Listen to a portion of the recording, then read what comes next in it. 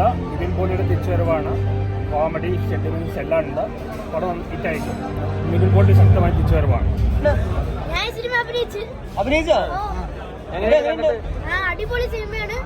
Comedy ഉണ്ട്, കരച്ചിലുണ്ട്, പിന്നെ ഒരു വിജയം എന്നൊക്കെ പറയാം. നീയല്ല നിവിൻ പോളിനെ പേടിപ്പിക്കുന്നേ? ശരിക്കും പേടിപ്പിച്ചോ? നിവിൻ പോളി നിന്നെയാണ് പേടിപ്പിച്ചത്? നീയാണ്? ഞാൻ പേടിപ്പിച്ചു. പേടിപ്പിച്ചു.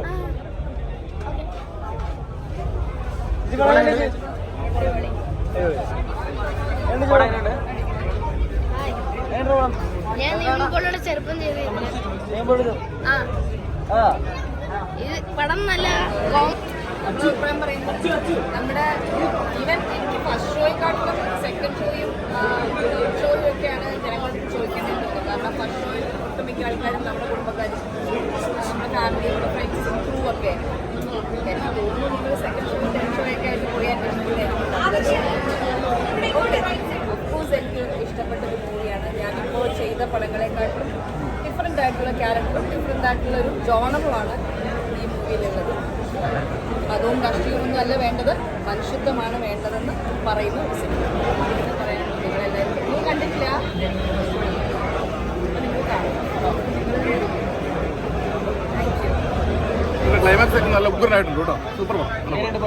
അടിപൊളി സിനിമ.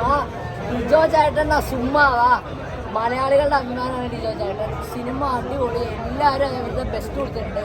ജനഗണമനയിൽ ഞാൻ ഇവർക്ക് എല്ലാ ഹോൾ ക്രൂവിൻ്റെ ഒപ്പം ഞാൻ വർക്ക് ചെയ്തുകൊണ്ട് പറയുക, ഇത് പൊളിക്കും.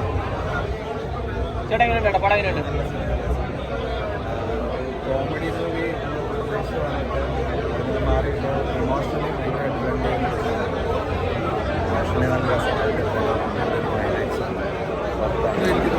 കാരണം നിവിൻ പോളിയുടെ പെർഫോമൻസ്, മറ്റേ നിവിൻ പോളി ഞാൻ രണ്ടുപേരുടെ നല്ല പെർഫോമൻസും കാര്യങ്ങളാണ്. എന്തായാലും ഇൻ്റർവെല് വരെ നമുക്കൊരു ഗ്രാമീണ അങ്ങനെ നാട്ടുപുറത്തെ കാര്യങ്ങളൊക്കെ നടക്കുന്നുണ്ട്. അതൊക്കെ രസമായിട്ട് വന്നിട്ട്. പക്ഷെ ഇൻ്റർവെല് കഴിഞ്ഞപ്പോൾ ശരിക്കും മരുഭൂമിയിലൊരു കഥ, അതായത് നമ്മുടെ ആടുജീവിതത്തിലെ പോലെ എൻട്രി പോലെ വന്നിട്ടുണ്ട്. പക്ഷെ ആടുജീവിതം പോലെ അങ്ങനെ ഒരു പെയിനായിട്ടുള്ള ഒരു കഥയല്ല ഇത്. നമുക്ക് മരുഭൂമിയിൽ ശരിക്കും എൻജോയ് ചെയ്ത് ജീവിക്കുന്ന ഒരു കഥയാണ്. പിന്നെ ക്ലൈമാക്സ് ഒക്കെ ഇപ്പോൾ നന്നായിട്ട് കൊണ്ടുവന്ന് നിർത്തിയിട്ടുണ്ട്.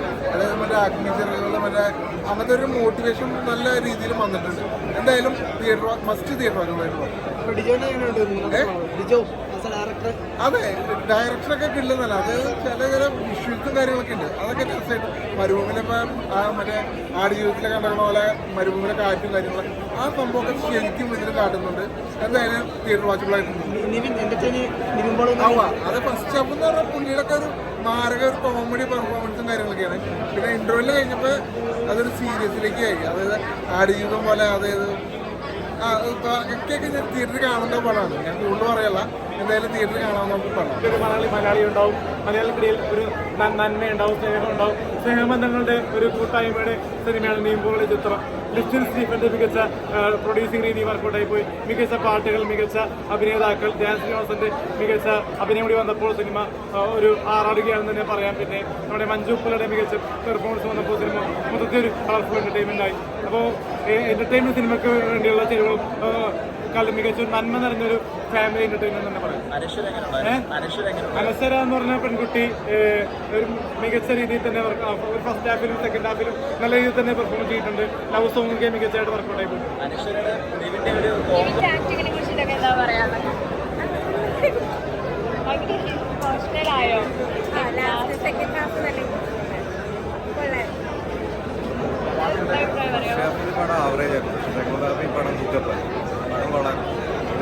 ഒരു മോട്ടിവേഷനിലേക്ക് പടമാണ്. നിവിൻ പോളി നന്നായിട്ട് അഭിനയിച്ചിട്ടുണ്ട്. പടം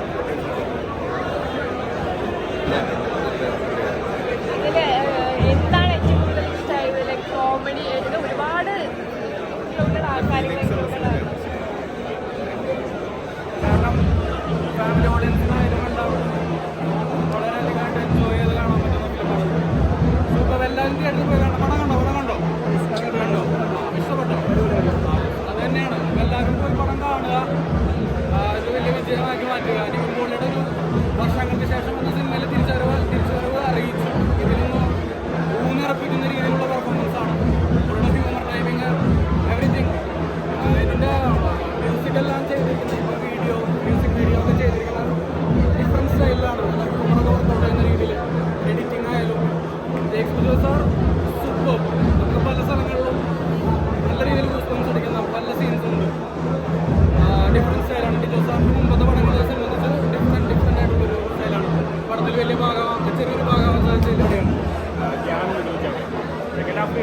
പൊട്ടൻഷ്യലുണ്ട്.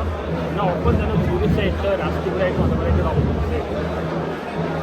എൻ്റർടൈനറാണ്. ഒരു ചേട്ടൻ പറഞ്ഞു സെക്കൻഡ് ഹാഫ് കഴിഞ്ഞ ഒരു ആടുജീവിതം തന്നൊരു ഫീലൊക്കെ ആദ്യം പോലെയാണ് അത് കുറച്ച് കോമഡി സെൻറ്റൻഷ്യലായിട്ട് കാണിക്കുന്നത്. ആദ്യം പോലെ ടോപ്പിക്കാണ് ടെസ്റ്റ് ചെയ്തിരിക്കുന്നത്. അതുപോലെ അത് കുറച്ച് കോമഡി സെൻറ്റൻഷ്യലാണ്. ആദ്യം പോലെ റിയൽ സെൻറ്റിമെൻറ്റ്സാണ്. കോമഡി എല്ലാ എലമെൻസും ഉണ്ട്. അത് എന്തായിരുന്നു ഗംഭീരം എന്ന് പറഞ്ഞാൽ നിവിൻ പോളിയോട് തിരിച്ചു വരുവാണ്. കാരണം അദ്ദേഹം കുറേ സിനിമകൾ ചെയ്തിട്ടുണ്ടെങ്കിലും ഈ സിനിമയിൽ ചെയ്തിരിക്കുന്ന ഒരു വേഷം ഇനിയും ഇതുപോലത്തെ ക്യാരക്ടേഴ്സ് കിട്ടണമെന്ന്. കാരണം നമുക്കൊരു മലയാളത്തിന് അഭിമാനിക്കുന്ന ഒരു സിനിമയാണ് അദ്ദേഹം ചെയ്തിരിക്കുന്നതിൻ്റെ സംവിധായകൻ. ജനഗണമന എന്ന സിനിമ നമ്മൾ കണ്ടോ, അതിൽ അറിയാലോ പൃഥ്വിരാജിനെ നല്ല രീതിയിൽ അദ്ദേഹത്തിന് പെർഫോമൻസ് ചെയ്യിപ്പിക്കാൻ സാധിച്ചു. അതിനുശേഷം ഈ മൂവിക്ക് വേണ്ടി ഒരു കാത്തിരിപ്പായിരുന്നു. എന്തായാലും ഗംഭീരമായി. ഇതിൻ്റെ അവതരണവും അതുപോലെ ക്യാമറ ആണെങ്കിൽ മറ്റുള്ള ടെക്നീഷ്യൻ എല്ലാം സൂപ്പറായിട്ടുണ്ട്. പാട്ടാണെങ്കിലും സൂപ്പർ ഹിറ്റായിട്ടുണ്ട്. പിന്നെ ഒരു ചില രംഗം കാണുമ്പോൾ നമുക്ക് സങ്കടം വരും. കൊറോണ കാലമൊക്കെ നമ്മൾ അനുഭവിച്ച ആ ദുരന്തവും കാര്യങ്ങളൊക്കെ ഇല്ലേ, അത് ഈ സിനിമയിലൂടെ കാണുമ്പോൾ വീണ്ടും നമ്മുടെ മനസ്സിലേക്ക് ഓർമ്മ വരും. എന്നുവെച്ചാൽ അന്നും നമ്മൾ അനുഭവിച്ചതാക്കി. പക്ഷേ ഇന്ന് മലയാളീസ് അത് മറന്നുപോയി കേട്ടോ. വെള്ളപ്പൊക്കവും കൊറോണയൊക്കെ മറന്നുപോയി. വീണ്ടും അഹങ്കാരത്തിൻ്റെ പടിയിലേക്ക് മുന്നോട്ട് പോകണം. എന്തായാലും വേറെ കാര്യമായി രാഷ്ട്രീയം തുറന്നു കാണിച്ചു സിനിമയിലൂടെ. ചില സിനിമകളത് തുറന്നു കാണിക്കില്ല, പക്ഷെ രാഷ്ട്രീയത്തിൽ ഇന്ന് നടക്കുന്ന കളികൾ തുറന്നു കാണിച്ചു. അതിനുള്ള ധൈര്യ സംവിധാനം ഉണ്ടായി. അത് കാണിച്ചതിൽ ഒരു ബിഗ് സല്യൂട്ട് അദ്ദേഹത്തിന് കൊടുക്കുകയാണ്. കാരണം ഇനിയെങ്കിലും മലയാളികൾക്ക് മനസ്സിലാവട്ടെ ഇവിടെ നടക്കുന്ന കാര്യങ്ങളൊക്കെ. നല്ലൊരു സിനിമയാണ്. പിന്നെ അതുപോലെ തന്നെ എവിടെ ചെന്നാൽ മലയാളിക്ക് പറയാം ഞങ്ങൾ മലയാളിയാണെന്ന് പറയാം. നല്ലൊരു മൂവി ഫാമിലി ആയിട്ട് കാണാം. നമ്മളൊക്കെ പണ്ട് ആലോചിക്കാൻ ഇതിൻ്റെയൊക്കെ അമ്മമാർ ചോദിച്ചറിയാൻ പറ്റും. അതിൻ്റെ കറികൾ ഇങ്ങോട്ട് കൈമാറുന്ന വീട്ടമ്മമാരുണ്ടാവും. വൈകുന്നേരമായി കഴിഞ്ഞാൽ ആരുടെയെങ്കിലും ഒരാളുടെ വീടിൻ്റെ പുറത്തുനിന്ന് കഥകൾ പറയുന്ന, വൈകുന്നേരം എന്താ ഉണ്ടാക്കണമെന്ന് സംസാരിക്കുന്ന, ചെറിയ കുശുമ്പറ്റായ്മ പറയുന്ന ഒരുപാട് അമ്മമാർ നമ്മളിപ്പോൾ നടക്കുന്നതാണ്. നല്ല സിനിമയാണ് Malayali from India. Malayali from എന്ന് പറയുന്ന ടൈറ്റിൽ തന്നെയുള്ള ഈ സിനിമ ഓരോ മലയാളികൾക്കുമുള്ളൊരു ട്രിബ്യൂട്ടാണ് ഡിജോ ജോസ് ആന്റണിയുടെ പേരിൽ നിന്നും അതേപോലെ ഇതിൻ്റെ തിരക്കഥാകൃത്തുള്ള ഷരീഫ് മുഹമ്മദിൻ്റെ അടുത്തുണ്ട്. പുള്ളി ഒരു റിവ്യൂ ഒരു പ്രമോഷൻ പ്രോഗ്രാമിൽ പറഞ്ഞിട്ടുണ്ട്, നമ്മൾ മലയാളികളാണ്, നമ്മൾ തൊട്ടിയും വയ്ക്കും കാവി കൊടുക്കും, നമ്മളെ ചോദ്യം ചെയ്യാനൊന്നും ആരും വേണം. നമ്മൾ മതസൗഹാർദ്ദത്തിൽ പേര് കേട്ടവരാണ്. നമ്മുടെ മതസൗഹാർദ്ദത്തിന് ആർക്കും ഇവിടെ തടയിടാൻ സാധിക്കില്ല. അതുപോലെ തന്നെ എല്ലാവർക്കും സൗഹാർദ്ദത്തിന് എന്താ പറയുക ഇമോഷൻസ്, കോമഡി, ഫസ്റ്റ് ഹാഫ് ഉടനീളം കോമഡീസ് ഉണ്ട്. പിന്നെ നമ്മളെന്താ പറയുക നമ്മളൊരു അയൽ രാജ്യത്തെ ഒരു പൗരനുമായിട്ടുള്ളൊരു സൗഹാർദ്ദത്തിൻ്റെ കഥ പറയുന്നുണ്ട്. അതിനിടയിൽ കൂടെ സോഷ്യൽ സെക്ടറായിട്ടുള്ള കുറേ എലമെൻറ്റ്സ് കടന്നു പോകുന്നുണ്ട്. ഈ സിനിമയുടെ നട്ടെല്ലെന്ന് പറയുന്നത് തിരക്കഥയാണ്. ഷാരിസ് മുഹമ്മദിൻ്റെ തിരക്കഥ. പുള്ളി എല്ലാ വിഷയങ്ങളും കൈകാര്യം ചെയ്തു. അതായത് പുള്ളിയുടെ തിരക്കഥകൾ ഉടനീളം ഇന്ന് നമ്മൾ മുമ്പ് കണ്ടിട്ടുള്ള ജനഗണമനയായാലും പുള്ളി നല്ല രീതിയിൽ പൊളിറ്റിക്കൽ സബ്ജക്റ്റായിട്ടുള്ള വിഷയങ്ങൾ എടുത്ത് കൈകാര്യം ചെയ്യുന്ന ആളാണ്. ഇതിൽ തന്നെ രാഷ്ട്രീയ പാർട്ടികൾക്കെതിരെയുള്ള നല്ല കൊട്ടും കൊടുത്തിട്ടുണ്ട്. പിന്നെ നല്ലൊരു ഫസ്റ്റ് ഹാഫിൽ ഒന്നെല്ലാം കോമഡി കൈകാര്യം ചെയ്തപ്പോൾ സെക്കൻഡ് ഹാഫിലേക്ക് വരുമ്പോൾ സ്റ്റോറിയിലേക്ക് വന്നു. അതിനിടയ്ക്കുള്ള കോമഡി പോകുമ്പോഴും അതിനിടയ്ക്കുള്ള ഒരു നല്ലൊരു സ്റ്റോറി, ഇമോഷൻസ്, സൗഹാർദ്ദം, മലയാളികൾക്കുള്ള ഒരു ട്രിബ്യൂട്ടാണ് ഈ സിനിമ. ലോകത്തുള്ള എല്ലാ മലയാളികളും ഈ സിനിമ ആസ്വദിക്കും. സാധാരണ ഈ പറയുന്ന നമ്മുടെ നാട്ടിൻപുറത്തുള്ളവർക്ക് ഫസ്റ്റ് ഹാഫ് നല്ല രീതിയിൽ കണക്ട് ആവുന്നത്. കാരണം നമ്മളെ വീട്ടിൽ നമ്മളെ അമ്മ ശകാരിക്കുന്നത് പോലെയാണ് ആലപ്പറമ്പിൽ ഗോപീനെ അമ്മ ശകാരിക്കുന്നത് എനിക്ക് തോന്നില്ല. കാരണം പേഴ്സണലി എനിക്ക് കുറച്ചുകൂടെ കണക്റ്റ് ആയിട്ടുള്ള ആ ഫസ്റ്റ് ഹാഫിലെ കഥാപാത്രമാണ്. സെക്കൻഡ് ഹാഫിലെ കഥാപാത്രം കണക്റ്റ് ആവാൻ കുറേ പ്രവാസികൾക്കായിരിക്കും. കാരണം അവരെപ്പോഴും അനുഭവിച്ചിട്ടുണ്ടാവും മലയാളികൾ പറ്റിക്കുന്ന ആൾക്കാരാണ്. മലയാളികൾ ലോകത്ത് മൊത്തം പറ്റിപ്പിൻ്റെ കേസാണ് മലയാളികളെ കുറിച്ച് പറഞ്ഞിട്ടുള്ളത്. പക്ഷെ മലയാളികളുടെ സ്നേഹവും സൗഹാർദ്ദവും ഒക്കെ ഊട്ടിയുറപ്പിക്കുന്ന, മലയാളികളുടെ സൗഹാർദ്ദത്തെക്കുറിച്ച് പറഞ്ഞിട്ടുള്ള ഡിജോ ജോസ് ആന്റണിയുടെയും നിവിൻ പോളിയുടെയും ഷാരിഫ് മുഹമ്മദിൻ്റെയും ജേക്സ് ബിജോയുടെയും സിനിമയിലുടനീളമുള്ള എല്ലാവരെയും പേരെടുത്ത് പറയാൻ എനിക്കറിയില്ല. പക്ഷേ എനിക്ക് പരിചയമുള്ള അത്രയും ആളുകളുടെ പേര് ധ്യാൻ ചേട്ടൻ. അപ്പോൾ എല്ലാവരുടെയും നല്ലൊരു കോൺട്രിബ്യൂഷൻ ഈ സിനിമയിലുണ്ട്. മഞ്ജു ചേച്ചി, അവരെല്ലാം അവരവരുടെ ക്യാരക്ടേഴ്സ് നന്നായിട്ട് തന്നെ ചെയ്തിട്ടുണ്ട്. നല്ല സിനിമയാണ്. എല്ലാവർക്കും ആസ്വദിക്കാൻ പറ്റും. ഏത് പ്രായഭേദമന്യേ എല്ലാവർക്കും നല്ല രീതിയിൽ എൻജോയ് ചെയ്യാൻ പറ്റുന്ന ഒരു സിനിമയാണ്. എങ്ങനെയുണ്ടായിരുന്നു പടം? എങ്ങനെയുണ്ടായിരുന്നു പടം? തെറ്റില്ല. ഡിജോൻ്റെ ഒരു ജനഗണമന കഴിഞ്ഞിട്ട് വ്യത്യസ്തമായിട്ടുള്ളൊരിത് ഇതിൽ എനിക്ക് തോന്നിയത് രണ്ട് രാജ്യങ്ങൾ തമ്മിലുള്ള സ്നേഹം അത് നിലനിർത്തിക്കൊണ്ട് പോകുന്നുള്ള ഒരു ടീമിൻ്റെ അകത്ത് കാണിക്കേണ്ടിയിട്ടാണ്. ഏതായാലും അത് വർക്കൗട്ടായിട്ടുണ്ട്. പിന്നെ നിവിമ്പോളുടെ ഇപ്പോൾ വർഷങ്ങൾക്ക് ശേഷം കഴിഞ്ഞിട്ടുള്ള മറ്റൊരു കഥാപാത്രം നമ്മളിപ്പോൾ കാണുന്നു. പിന്നെ ധ്യാൻ്റെ അവർ മനോഹരമായിട്ട് ചെയ്തിട്ടുണ്ട്. അപ്പോൾ ഇതിൽ പിന്നെ മഞ്ജുപിള്ള എന്ന് പറഞ്ഞ കഥാപാത്രം നന്നായിട്ട് ചെയ്തിട്ടുണ്ട്, അമ്മ കഥാപാത്രം. പിന്നെ ഡിജോന്റെ പടങ്ങൾ അറിയാലോ, ഓൾവേസ് പൊളിറ്റിക്കൽ പറയുന്ന ഒരു പടമായിരിക്കും. അപ്പം ഇതും ആ ഒരു രാഷ്ട്രീയം തന്നെയാണോ? ഇതെല്ലാം കൂടെ ചേർന്നിട്ടുണ്ട്. എന്തായാലും രാഷ്ട്രീയവും എല്ലാം കൂടെ ചേർന്നിട്ടുണ്ട്. ഒരു അഭ്യസ്ത തൊഴിലില്ലാത്ത ഒരു ചെറുപ്പക്കാരൻ്റെ കഥയും എല്ലാം ചേർന്നൊരു സിനിമയാണ്. രാഷ്ട്രീയം എന്ന് പറയാൻ പറ്റില്ല, രാഷ്ട്രീയത്തിൽ നടക്കുന്ന സംഭവവികാസങ്ങളൊക്കെ അതും എല്ലാം ഉൾപ്പെടുത്തിയിട്ടുണ്ട് സിനിമയിൽ, അങ്ങനെ പറയാൻ പറ്റില്ല. പിന്നെ പടം ഫാമിലിയായിട്ട് വന്നിട്ടായിരുന്നു. അതിനുള്ള മാറ്റങ്ങൾ, ഗ്രാഫിലെ കയറ്റങ്ങൾ, ഇറക്കങ്ങൾ, അപ്പോൾ അങ്ങനെയൊക്കെ അവൻ ആധികാരികമായിട്ട് സംസാരിച്ചു. അപ്പോൾ മഞ്ജു ചേച്ചിക്ക് എന്താ പറയാനുള്ളത്? ആധികാരികമായിട്ട് പിന്നെ അത്ര വളർന്നിട്ടില്ല ഞാൻ. അതാണ് എനിക്ക് പറയാനുള്ളത്. അല്ല, നമ്മളല്ലല്ലോ പറയണ്ടേ, നിങ്ങൾ പറയണ്ടേ. രണ്ട് മൂടല്ലേ, അതായത് ഒന്ന് ഗ്രാമപ്രദേശം, മടിയനായ ഒരു മകൻ, ഇന്നൊരു ശേഷം കഷ്ടപ്പെട്ട് വിജയിക്കുന്ന ഒരു മകൻ. ഇത് രണ്ടിൻ്റെയും ഒരു ഡിഫറൻസ് എന്തായാലും ഉണ്ടാവും. ആധികാരികമായിട്ടൊന്നും ഞാൻ പറയാൻ സത്യം പറഞ്ഞ ആളല്ല, ഞാൻ അത്രയും വളർന്നിട്ടില്ല. എന്തായാലും ജനങ്ങൾ പറയട്ടെ, ജനങ്ങൾക്കാണ് അധികാരം എന്ന് പറയാൻ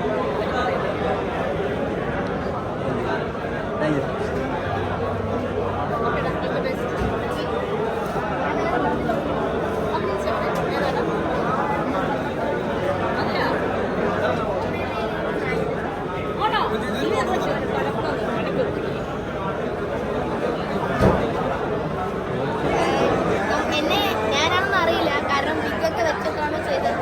എന്നെ ഫുള്ള് കറുപ്പിച്ചിട്ടുണ്ട്.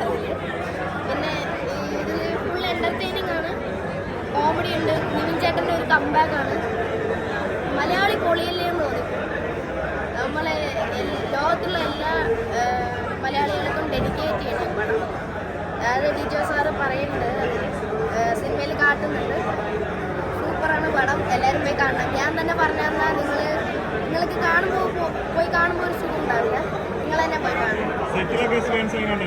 സെറ്റിലെ എല്ലാവരുടെ തന്നെ കമ്പനി ഫുള്ള് സുഖമായിരുന്നു. അവിടെ വിശ്രമിക്കാൻ ഫുള്ള് സെറ്റാണ്. ഡിജോ ചേട്ടൻ വന്ന് വെറുതെ ഇങ്ങനെ പറഞ്ഞു തരുന്നുണ്ട് കേട്ടോ, നമ്മൾ മാത്രം അങ്ങനെ ചെയ്താൽ മതി. ഇല്ല, ഞാൻ ചേട്ടൻ വന്നിട്ടുണ്ടായിരുന്നില്ല. ഞാൻ ചെറുപ്പമാണ് ചെയ്തത്, അത് കാരണം ഞാൻ ചേട്ടൻ്റെ ചെറുപ്പം ചെയ്ത ഒരു കുട്ടി വന്നിട്ടുണ്ടായിരുന്നു. അപ്പോൾ ഞങ്ങൾ രണ്ടുപേരും കൂടിയാണ് ഇങ്ങനെ പറയുന്നത്. ആ സിനിമ സൂപ്പറാണ്. ഞാൻ പറഞ്ഞ നിങ്ങൾക്ക് അത് ഞാൻ ബൂസ്റ്റ് ചെയ്യാമെന്ന് വിചാരിക്കും. പടം ഞാനല്ലേ അഭിനയിച്ചു, അപ്പോൾ നിങ്ങൾ തന്നെ പോയി കാണണം. പടം സൂപ്പറാണ്, നല്ല പടമാണ്. എൻ്റെ പേര് നിവിൻ, ഞാൻ 8ാം ക്ലാസ്സിലേക്ക് ആവുന്നു. ഇപ്പോൾ പുതിയൊരു പടം ചെയ്തിട്ടുണ്ട്, ഗുരുവായൂരമ്പൽ നടയിൽ. അതിൽ ബേസിൽ ചേട്ടൻ്റെ കസിനായിട്ട്. പിന്നെ പെപ്പയുടെ ചെറുപ്പം ചെയ്തിട്ടുണ്ടായിരുന്നു ഓമേരിലയിൽ, ആ പടം കഴിഞ്ഞു. പിന്നെ ഇപ്പോൾ ഒരു പടത്തിൻ്റെ ഡബ്ബിങ്ങിന് പോകണം. അതിൽ കട്ടപ്പാടത്തെ മാതൃകൻ പടം, എല്ലാ നായകൻ്റെ ചെറുപ്പമാണ്.